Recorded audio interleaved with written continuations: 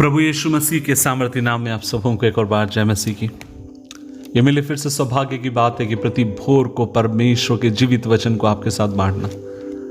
और अजीजों, इस बात से मुझे शांति मिलती है, तसल्ली मिलती है, और खासकर मुझे और अच्छा लगता है जब आपके कमेंट्स आते हैं, प्रेयर के रिक्वेस्ट आते हैं। और मैं विश्वास करता हूँ कि जीविता परमेश्वर अपने वचन से आपसे बात कर रहा होगा। आज के मनन का भाग हमने लिया है नीति वचन अध्याय 24, उसकी 10 आयत। लिखा है, यदि तू विपत्ति के समय साहस छोड़ दे तो तेरी शक्ति बहुत कम है।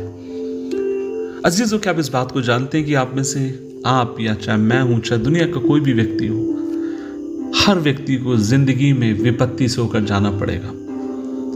हर व्यक्ति को जिंदगी में उतार और चढ़ाव से होकर जाना पड़ेगा। कभी कभी जिंदगी ऐसी होती है जैसे मानो सब कुछ ठीक चल रहा हो, और कभी कभी अचानक से ऐसा लगता है जैसे सब कुछ बिखर गया हो। एक कठिनाई के बाद दूसरी, दूसरे के बाद तीसरी, तीसरे के बाद चौथी, और कई बार तूफान हमें चारों तरफ से घेर लेते हैं। हम कितने भी बड़े एक्सपर्ट क्यों ना हो, कितने भी बड़े ज्ञाता क्यों ना हो, कितने भी बड़े विद्वान क्यों ना हो, जीवन में ऐसा क्षण आता जब हम अपनी समस्याओं के आगे घुटने टेक देते हैं और कहते हैं कि अब मुझसे नहीं होगा, बस। एलिया के साथ क्या हुआ था? करमेल पर्वत पर परमेश्वर ने उसके द्वारा बड़े बड़े अद्भुत काम किए, लेकिन जब एक महिला उसे धमकी देती है और ये कहती है कि अगर मैं तुझे मरवा के रहूंगी, और उस बात को सुनकर वो बहुत डर जाता है। बात यहां महिला की नहीं है, बात यहां जान की। मैं आपसे कहना चाहता हूं, उस रानी की बात को सुनकर, और वो क्या करता है, वो भागता है, झाड़ के पेड़ के नीचे लेट जाता है और कहता है कि मैं अपने पूर्वजों से अच्छा नहीं हूं, मेरे प्राण को तू ले ले। लेकिन आज इस सुबह के समय अजीजों, मैं आपसे एक बात कहना चाहता हूं, परमेश्वर आपकी मेरी जिंदगी में अपने काम को करता है। लेकिन पता वो क्या चाहता है? वो ये चाहता है कि मुसीबत के समय आप और मैं अपने स्वर्गीय पिता की तरफ दौड़कर जाएं, अपने परमेश्वर की तरफ अपने हाथों को उठाएं, अपने परमेश्वर की उपस्थिति में जाएं और उससे कहें, प्रभु जी मेरे लिए बोझ मुश्किल है, कठिन है, और मैं चाहता हूं कि तू मेरे हाथ को पकड़ ले, मेरे हाथ को थाम ले। सच कहना चाहूंगा, जीवन में कई बार ऐसा संघर्ष का समय आया जब लगा सब खत्म हो जाएगा, जब लगा एक पल आगे की तरफ मैं जा नहीं पाऊंगा।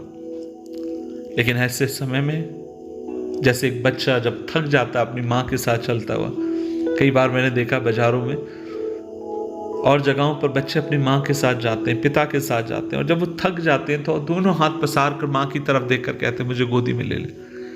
और कई बार जिंदगी में मेरे ऐसे हुआ जब मुझे लगा कि सब कुछ बिखर गया, खत्म हो गया, जब मुझ में ताकत नहीं रही, तब ऐसे समय सर्वशक्तिमान परमेश्वर ने अपने हाथ को बढ़ाकर मुझे थामा, मुझे हिम्मत दी, मुझे बल दिया, और वही परमेश्वर आपको बल देने के लिए विश्वास चुके हैं। लेकिन बताओ आपसे मुझसे क्या उम्मीद करता है? साहस के समय हिम्मत मत छोड़, हिम्मत मत हार। जो कमजोर है वो ये कहे मैं बलवान हूं, जो दरिद्र है वो कहे मैं प्रभु में धनवान हूं, जो टूट चुका है वो कहे मैं मजबूत हूं, जो बिखर चुका है वो कहे मैं मजबूत चट्टान हूं। प्रभु की भाषा बोलिए, प्रभु की सोच रखिए, और वो आपकी मेरी जिंदगियों को ऐसी जगहों पर, मुकामों पर ले जाएगा जिसके बारे में आपने मैंने कल्पना भी नहीं करी। आइए दुआ करें। प्रभु जी, हम दुआ करते हैं सुबह के समय, खुदावंद तू हमें बल दे, हिम्मत दे, तुझ पर विश्वास रखने के लिए कृपा दे।